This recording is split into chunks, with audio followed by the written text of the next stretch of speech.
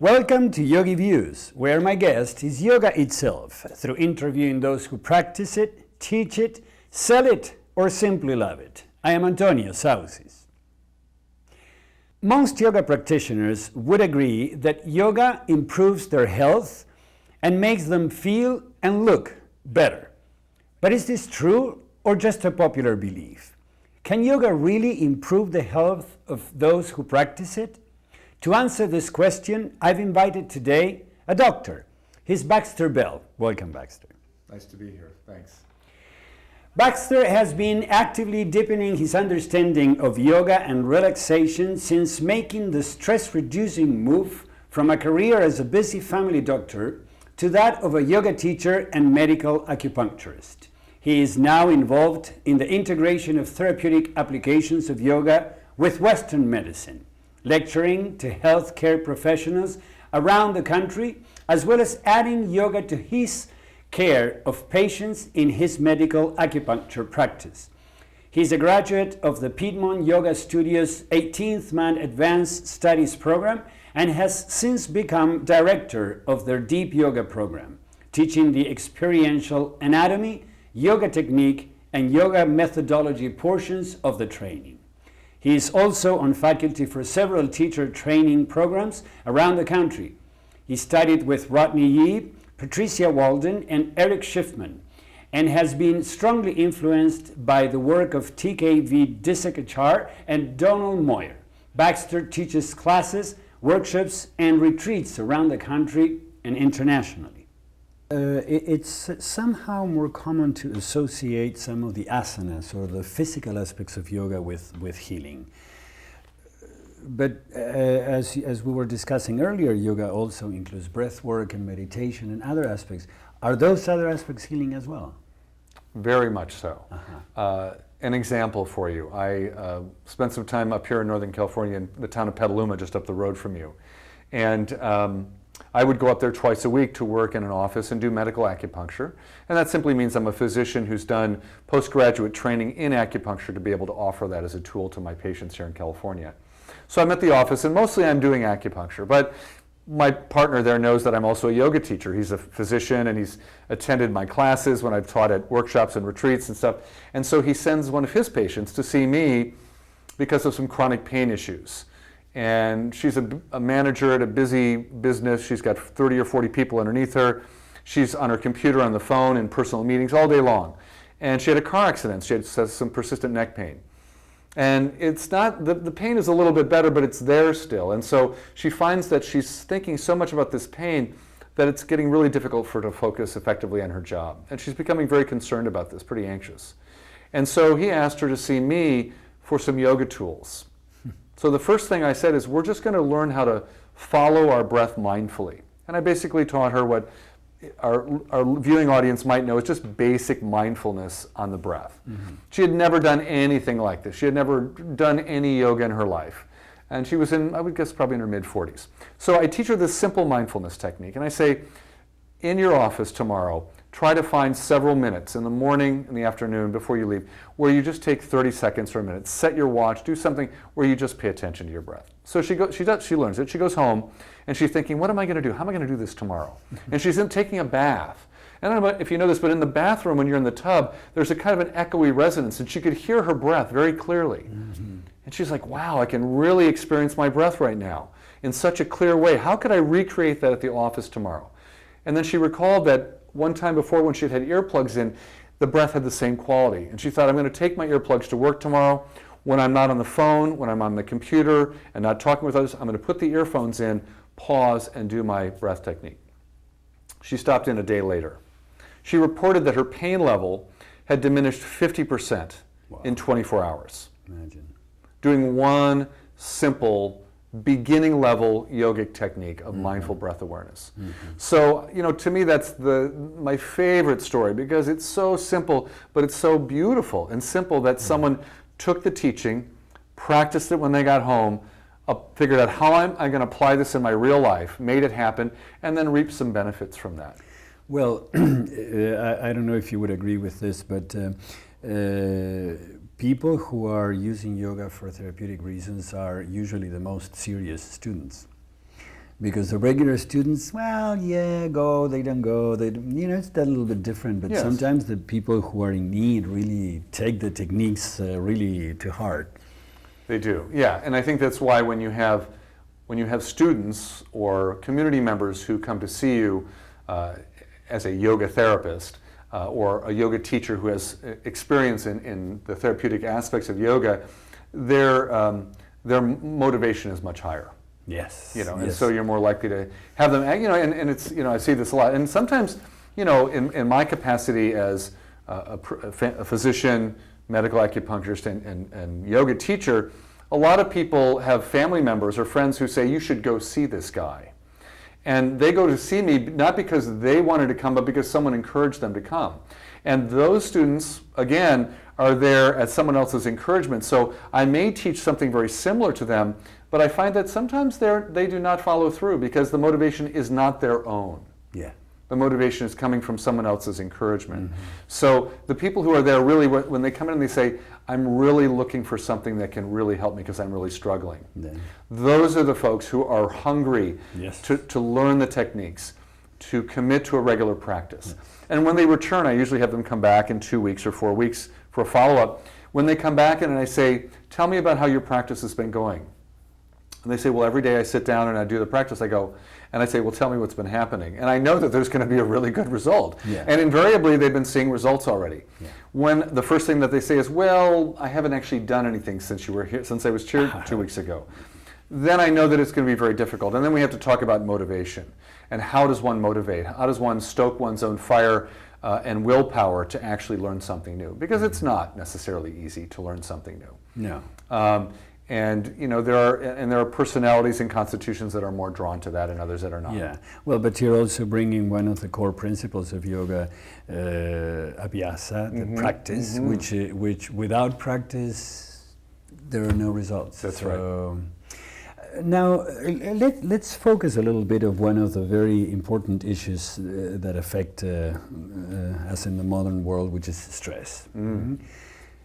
How does yoga help stress, does it?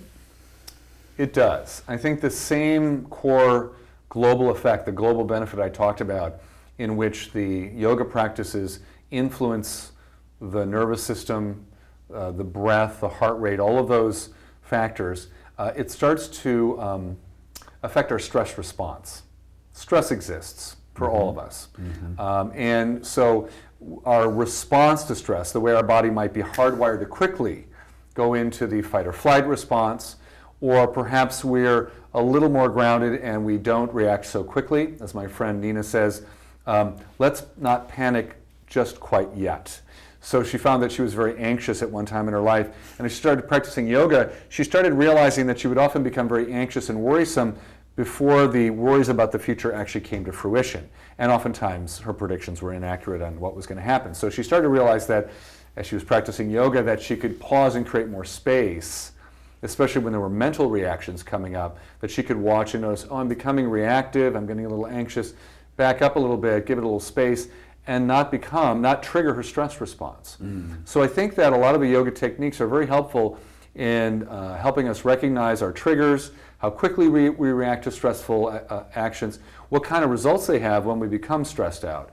Do we actually lose sleep? Do we start stress eating? Do we turn to alcohol or pot or something else as a way of assuaging our discomfort? Or can we actually choose our practice? Or can the practice actually allow us to identify our normal habits and then possibly choose some other habits? So I think that's a very powerful way in which yoga influences stress. I think stress is inevitable. I think that you can adjust your attitude towards stress. You can actually modify your attitude towards stress. I was just reading this fabulous Hafez poem, the 14th century Sufi poet who came a little bit after Rumi, maybe lesser known here in the West, but maybe more revered almost than Rumi in Persia, I hear from my Persian friends. In which he was talking about this idea of, that the person who's actually immersed in the truth sees every moment as the ultimate moment of creation, that whether it's good or bad, pleasant or unpleasant, tragic or joyful, that the person who's immersed in truth actually has the perspective. I think it's the perspective to say that every moment has a quality of perfection in it. So if that's the case, I was caught in some traffic coming up here, and I was thinking, oh, I'm going to be late for Antonio's session. And then I said, but I left at a reasonable time, and I can actually drop into this moment and see if there's a flow to it, and then experience the environment. And in that moment, everything shifted, and I wasn't becoming anxious and worried and perspiring, and my heart rate wasn't going up, and I dropped into it, and as it turns out, I was here on time anyway, because again, our projection of the future is often inaccurate, right? So there's a lot of avidya that goes on, a little misperception of the way reality flows, ebbs and flows. You know, what you're saying, Baxter, is interesting because stress, at least when it was defined, it was defined as the body's response to a stimulus that is higher than what the body can accomplish. Now we know that emotional stress runs the same neuropathways, neuropathic ways. But what you're saying is that if we can use part of the philosophy of yoga to understand that even though we might need to face and deal with those stimuli, also if we don't, that's okay. That's so. This is. We have choices, right? I think we become more aware that there's a quality of choice. The choice is internal, typically, right? The choice might be the way I choose to interact with another human being, but the choice may be more internally on how I'm going to view the change that is stimulating the stress response. Yeah. Pain, grief. I mean, you work with grief all the time, but I see students and patients that are grieving, that are suffering, that are celebrating, that are anticipating, that are worrying, all these different things that are happening, that are changing, that are aging. You know, just the perception of aging in our culture is almost always viewed as a negative thing. Yeah. And yet I'm delighted when I have the opportunity to meet those that are older than me that are delighting in the process of aging and finding it as affording them amazing opportunities of self-discovery. I had someone come in just yesterday for a yoga private, and we had worked together on acupuncture before, but you know, she said, oh, I lived in Paris recently for a couple months. I said, really? What's going on with that? She goes, a friend of mine died, and she was younger than me. And I'm in my 60s, and I realized if I don't do these things that my heart really wants to do, when am I going to do them? And so she just sold her house, put everything in storage, lived in Europe for several months, lived in New Orleans, had friends in these places that she could reconnect with.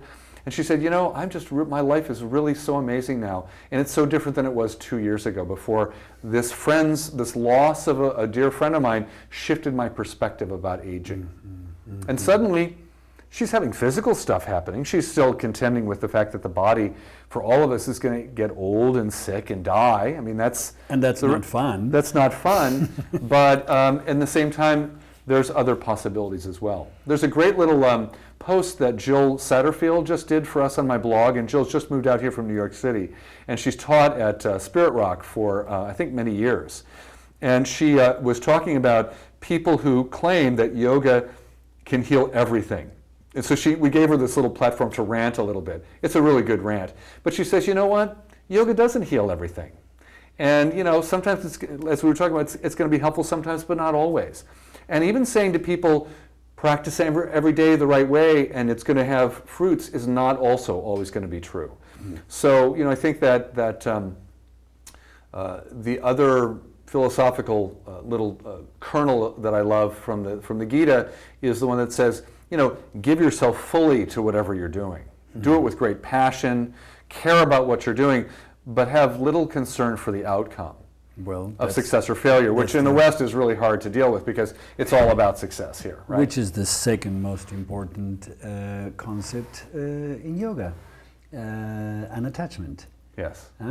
So the vairagya, those are the two most important concepts: practice and unattachment. So obviously, to be coherent with your view of the work and of yoga, you're applying the philosophical concepts, to the practice. Now, Baxter, how are you received with this? Well, you know, it's interesting.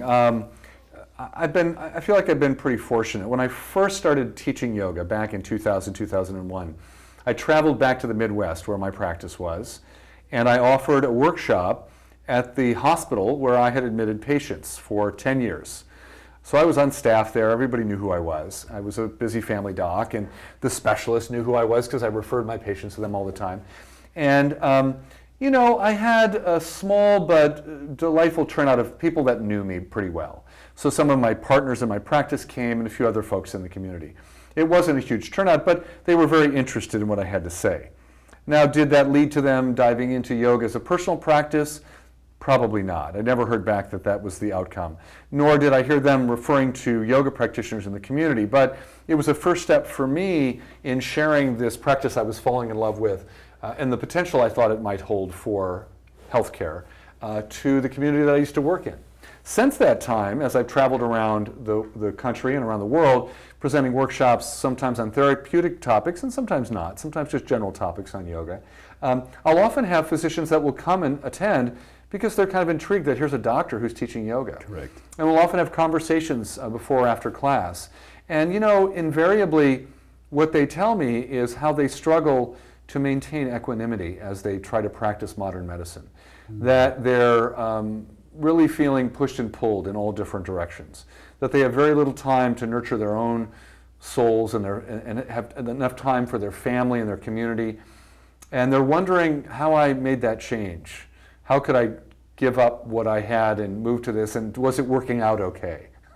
So it's an interesting conversation. And then they're also curious about deepening their own exploration of yoga and whether that might lead to a shift in how they treat patients and how they work, and could yoga fit into their work in some way. And then in the last couple of years, just in the last 2-3 years, I've seen a few more physicians entering into yoga therapy training programs and taking my teacher training programs just to learn the basics of teaching yoga. I've had physicians, physician's assistants, chiropractors, physical therapists, all going through the trainings, which has been delightful because they bring that expertise into the classroom with all of us, and that adds a lovely flavor to our learning process. Yeah. And how about the patients? The patients, so you know, I have people that sometimes come to see me for acupuncture who may not know much about my yoga practice. Most of my patients do know that I also do yoga. So I think for the most part they're very interested and very open to it. And oftentimes the folks that come and take class with me ultimately ask to come and see me privately. And they have something going on, be it a physical issue that's arising or something else going on with their health that they're hoping that I can help work with them. So, you know, there's a receptivity there. And what they often express is they often say they're so delighted that they can actually visit with someone who has some grounding in Western science and medicine, has explored a little bit of the Eastern study of acupuncture and yoga, and can bring those together for them. So they seem to be very pleased that there's someone who can do that. Now, in Northern California, we live in a rich area in terms of experience, so I'm certainly not the only person that brings that to the table. No.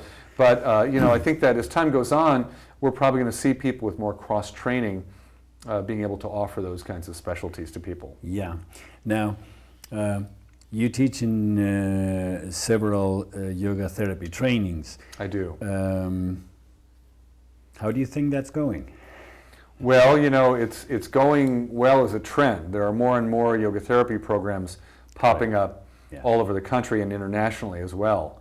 As we both witnessed in Austin this past June, you know, the first 12 schools were certified by the International Association of Yoga Therapy based in the US. They were given the green light that their program met the credentials or the curriculum requirements of that organization. So, you know, things are moving along. There are more and more training programs. They're now getting credentialed, and people are going to start graduating because there have already been programs that have been teaching 800-hour programs or 1,000-hour programs to people. The big challenge is that you can go through an 800-hour program and still not have very many clinical hours of experience underneath your belt when you're given your diploma. And it's the same situation that arises when you finish medical school.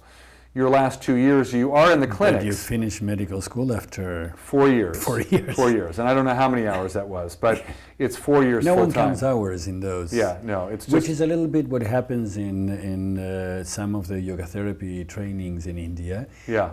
Which they're You're not there for counting years. hours. Yeah, you're there for 4 years. years, 5 years. And just studying Sanskrit can be like that in India also. A friend of mine studying that now. So yeah, you know, it's so there's a gap, I think, that exists right now that the community is going to have to figure out, and that is, how do we give good clinical experience to those that are graduating or in their training, so that when they actually do start working with others, they have a little bit of experience. Yeah. You know, the purpose of my family practice residency, which was 3 years long, after 4 years of medical school, was that for 3 years I would actually be doing things that family doctors do every day under the guidance of someone more experienced than I was. Yeah. And that, you know, I would have more and more responsibility as the 3 years went on, so that by the time I finished, I felt fairly comfortable dealing with the most common issues that a family physician deals with. Yeah. And so I think that we as a community of trainers need to be thinking about, how do we create those kind of clinical experiences for teachers completing programs that are called yoga therapy training programs. Yeah. I think it's a gap that has not been filled and figured out yet. No. Well, but on the other hand, I am afraid that something similar happens with yoga itself. That it's not enough time in terms of people who are doing 200 hours, 500 hours. Absolutely. They don't have necessarily the yogic foundation, as you're saying, the clinical aspect, but also the yogic foundation. And so we can fall into what Ananda Balayogi, one of our the great shining stars of yoga therapy, calls yogopathy, the allopathic application of yoga. Yes. Oh, you have arthritis on your knee, do this 3 times and you'll be healed. Yes. But that's not yoga. No. No, it's really introducing people to a lifestyle. Ultimately, it's like, let's introduce you to this discipline that becomes part of your life. And so one of the if you agree, one of the big differences between a physical therapist that knows a little bit of yoga and a yoga therapist is that the yoga therapist has a commitment in the healing process to the 3 aspects of yoga, to the body, the mind, and the spirit. Mm-hmm. Do you feel that's happening? Do I feel it's happening? I see glimmers of that.